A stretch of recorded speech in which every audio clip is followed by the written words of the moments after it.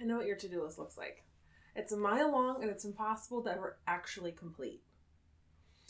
But what if I told you there was a better way? Because the truth is, your to-do list is actually killing your productivity.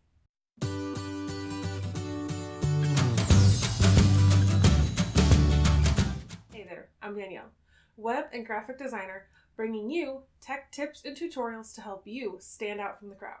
Tell me if this sounds even a little bit familiar. You sit down and make out your giant to-do list, and as you go through it over the day, you might cross off a couple of things, but it's always the easiest things. And if you do manage to get to the harder ones, that's all you manage to get done for the day.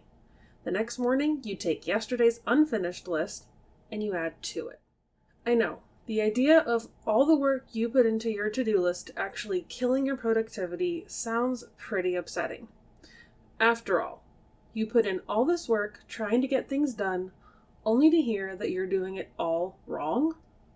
It's not quite all wrong, so to speak, just that there's a much better way to do this, one that can help you. There's a few ways that you're sabotaging yourself with this to-do list of yours. It's a great start, but don't let it stop there. You see, your list probably isn't in any specific order. I know mine wasn't.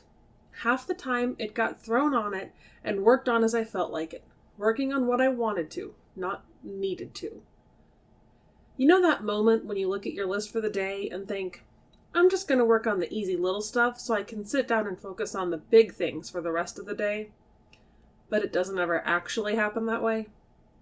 See, it lacks order and direction, and it's not prioritized. It can also be stressing you out. When you look at your to-do list, it can be daunting or even downright anxiety-inducing. The sheer amount on it, combined with the fact that you are just one person, is frightening. Don't worry, there's a simple fix for this that will reduce your stress and take away the panic and boost your productivity. Now, I need you to be open-minded here. I never thought I'd need this, but now that I use this daily, I absolutely love it. I can't go a day without it. Time blocking is your new best friend. I promise. This isn't like Aunt Flo. You find out she's your new friend for the next few decades, but you wish she'd just go away forever. No, this is like a real friend, one you'll love to spend time with. Time blocking is a method to planning your day and preparing what you'll do. It arranges things together in a neat way. You can easily see things, and you can focus better on the important things and fill in from there. Using this method, I was able to notice that not only was I putting way too much pressure on myself to get it all done, I was putting an insane amount of work on my plate for the day.